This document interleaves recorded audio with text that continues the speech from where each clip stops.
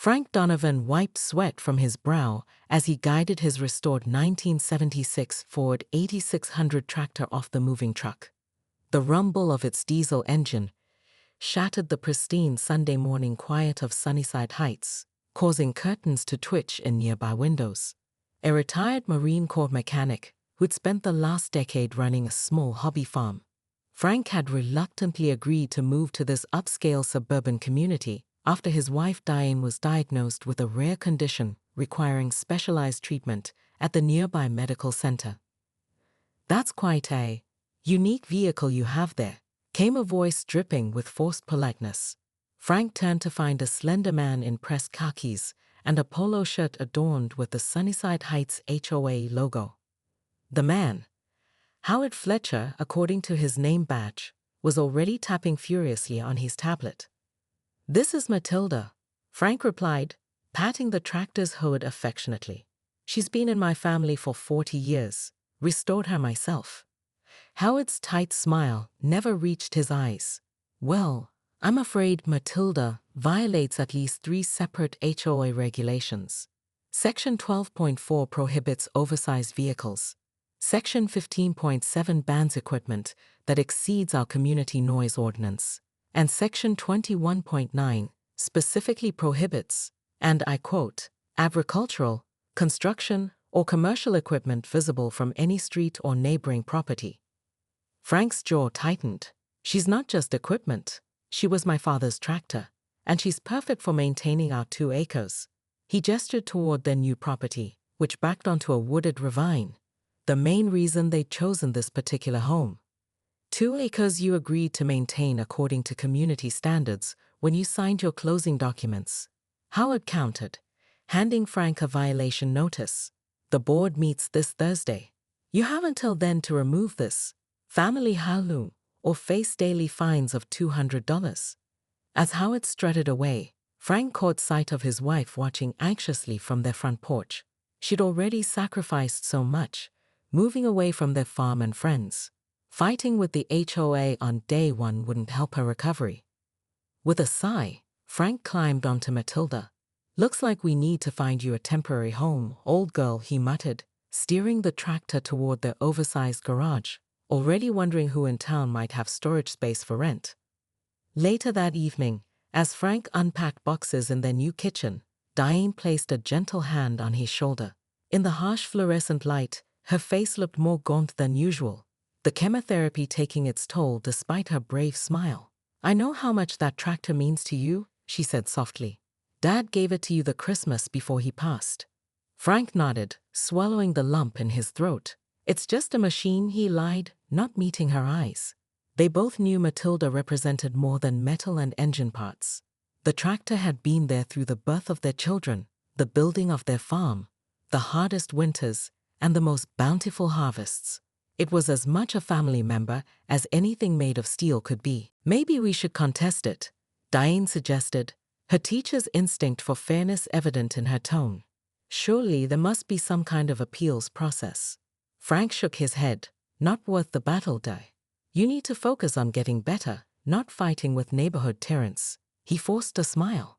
"Besides, I've already called Dave at the equipment rental place. He's got space in his back lot where I can keep her for a reasonable monthly fee." The next morning, Frank woke early to the distinctive sound of someone taking photos. Peering through the blinds, he spotted Howard Fletcher circling Matilda, documenting each angle of the violation with meticulous care. The man's smug expression made Frank's blood boil, as if sensing he was being watched. Fletcher looked up directly at Frank's window and gave a small, satisfied wave before continuing his documentation. That afternoon, Frank drove Matilda to Dave's rental yard, 20 minutes outside town. As he climbed down from the cab, Dave handed him a cold beer. "Never understood those HOA types," Dave said, leaning against the tractor's massive rear tire. "Pay good money for a house, then let some neighborhood committee tell you what color your mailbox can be." Frank took a long swig of his beer. "Diane needs the medical center nearby. Their specialists are the best in 3 states for her condition." Dave nodded sympathetically. "How's she doing?" "Good days and bad," Frank replied, Running his hand along Matilda's sun-worn hood, new treatment seems promising. Well, your girl here will be safe with me, Dave assured him, patting the tractor. And I might be able to use her occasionally for moving equipment around the yard, if that's okay with you. Keep her engine from getting stale. Frank handed over the keys with reluctance. Just treat her right. She can be temperamental in cold weather. Choke needs a special touch. On the drive home, Frank passed a landscaping crew working on the Sunnyside Heights entrance, 3 men struggling with handheld trimmers to cut back the elaborate hedges that spelled out the community name. The kind of job Matilda could have handled in an hour with the right attachment. By the time he pulled into his driveway, he'd spotted no fewer than 5 violations of the HOA rules he'd been forced to memorize. A basketball hoop visible from the street, holiday lights still hanging in March, a mailbox painted the wrong shade of regulation black, a garden gnome exceeding the allowed lawn ornament height, and a satellite dish improperly positioned on a roof. Yet Fletcher had chosen to target his tractor first. The realization that he'd been singled out settled in Frank's gut like a cold stone. That night, as Diane slept fitfully beside him, Frank stared at the ceiling and made himself a promise.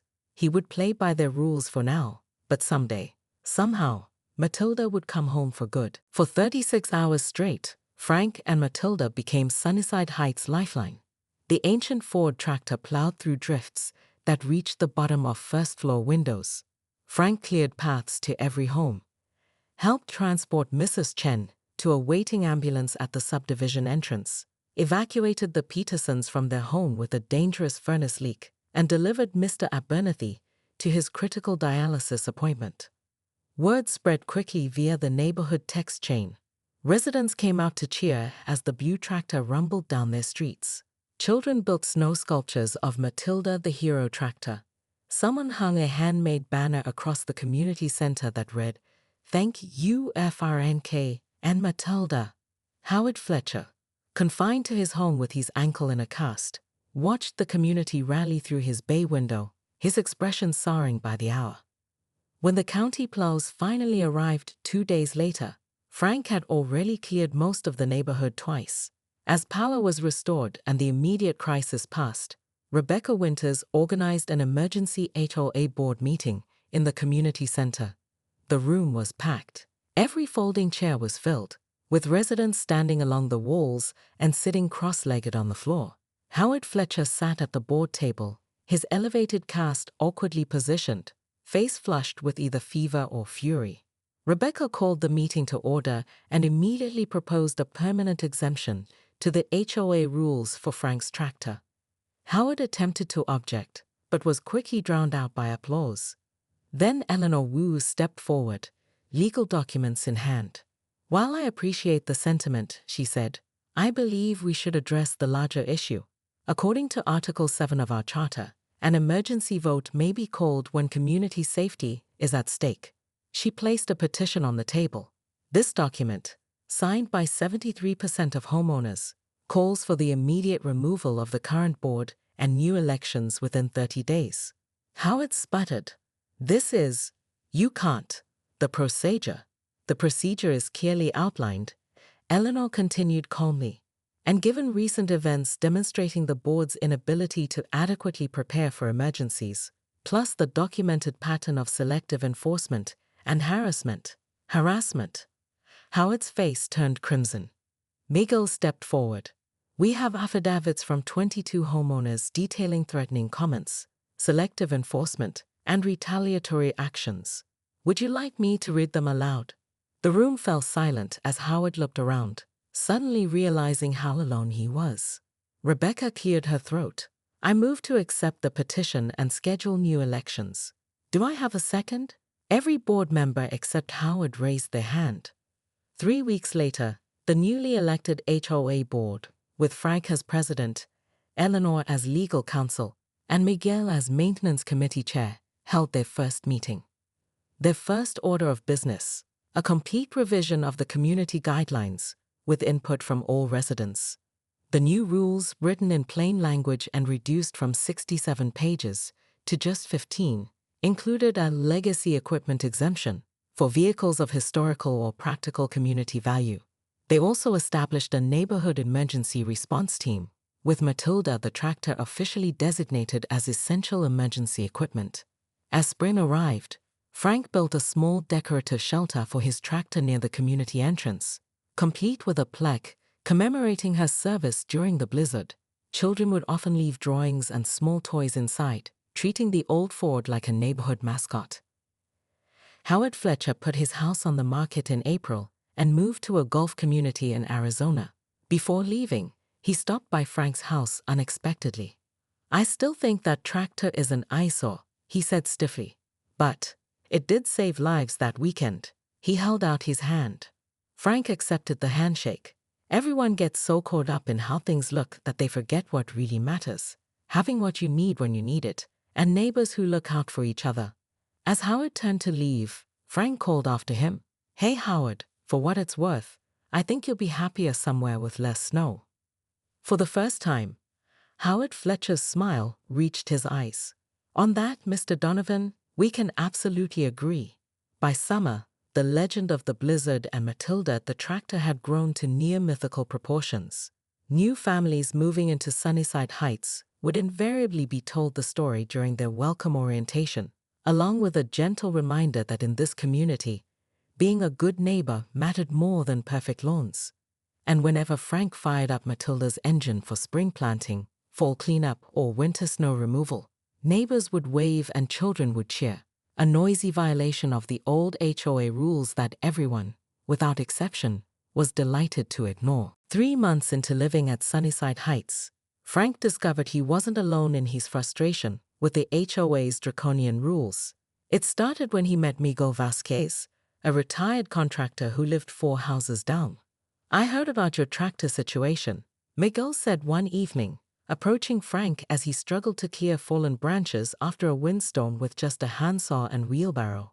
"Fletcher got me last year over my work truck. Had to rent storage 10 miles away." Over beers on Frank's deck, carefully hidden from street view as per Section 18.3 of the HOA guidelines, Miguel introduced Frank to what the neighbors called the Resistance, a group of homeowners fed up with Howard Fletcher's tyrannical reign. "Fletcher's been president for 8 years," explained Eleanor Wu, a retired judge who arrived with a precisely regulation-compliant bottle of wine. "He runs the HOA like his personal fiefdom, with his little circle of supporters approving whatever he wants." "Remember the Williams family?" asked Darrell Johnson, a high school football coach who lived on the cul-de-sac. "They had a son with autism who loved spinning wheels. Built him a beautiful custom swing set with wheelchair access. Fletcher made them tear it down because it was 6 inches taller than regulation.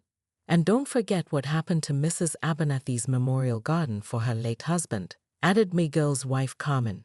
"They called her birdbath and unauthorized water feature." Frank learned that several previous attempts to vote Fletcher out had failed due to the HOA's complex proxy voting system, which Fletcher had mastered to maintain control.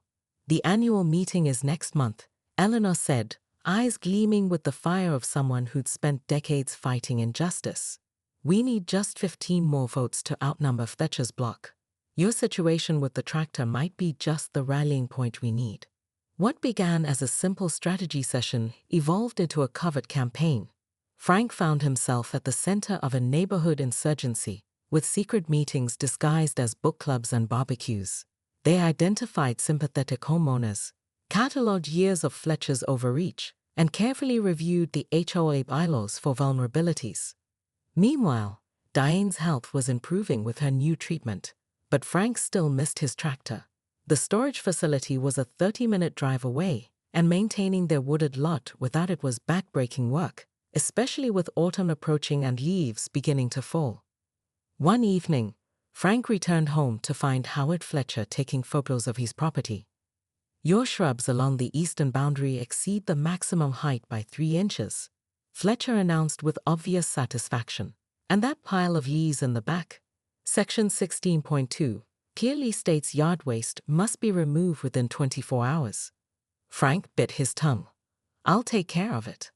"See that you do," Fletcher replied. Then, with a smirk, "How's your wife doing? I hear those treatments can be quite expensive. Shame if you had to waste money on HOA fines," instead of medical bills. As Fletcher walked away, Frank pulled out his phone and texted the resistance group, "I'm all in." Fletcher just made it personal. November brought an unseasonable Arctic blast to the region, catching everyone by surprise. What began as light snow on Friday evening intensified into a full-blown blizzard by Saturday morning. Meteorologists called it a once-in-a-century event, as nearly 2 feet of snow fell in 12 hours, with another foot expected overnight. The temperature plummeted to single digits, and winds gusted to 50 miles per hour, creating massive drifts and knocking out power throughout Sunnyside Heights.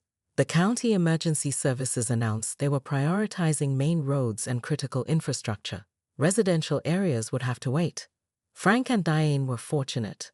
Their military preparedness mindset had equipped their home with a generator, emergency supplies, and a wood stove. By mid-afternoon, neighbors began appearing at their door. First Miguel and Carmen, then Eleanor, whose oxygen concentrator needed power, followed by the Jackson family with their infant twins. Frank's living room became an impromptu warming center as he distributed blankets and heated soup on his wood stove. His phone rang, a number he didn't recognize. "Mr. Donovan?" The voice was tense, unfamiliar. "This is Rebecca Winters, HOA Vice President. We have a situation." Frank put the call on speaker for the room to hear. "The plowing company can't reach us until tomorrow at the earliest," Rebecca continued. "Howard slipped on ice trying to check on residents and broke his ankle. Mrs. Chen on Maple Court is in labor. The Petersons' carbon monoxide alarm is going off, and Mr. Abernathy needs his dialysis treatment today." "Sounds serious," Frank replied evenly. "What exactly are you asking me?" A long pause. "Your tractor. Howard mentioned you have a tractor with snow removal capabilities. Is there any way?" Miguel stifled a laugh. Eleanor didn't bother hiding her smile. "My tractor?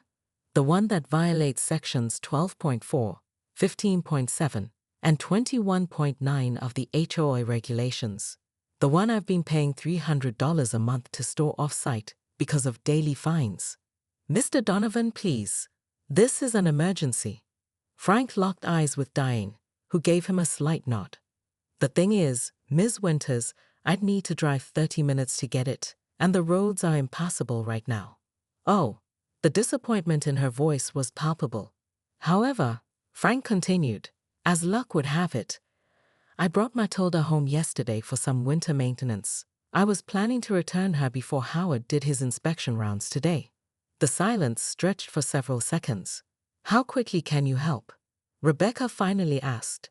Frank smiled at his neighbors. "I'll need to install the plow attachment, and I'd need something in writing from the board suspending all relevant regulations." "I'll email it right now," Rebecca promised. "And Mr. Donovan? Thank you." As Frank ended the call, the room erupted in cheers. "I'll help with the attachment," offered Miguel, already putting on his coat. "I'll coordinate who needs help first," said Eleanor, pulling out a neighborhood map. "And I'll make sure everyone knows exactly who saved the day," added Darryl with a wink. Frank kissed Diane on the cheek. "Time to show them what Matilda can do."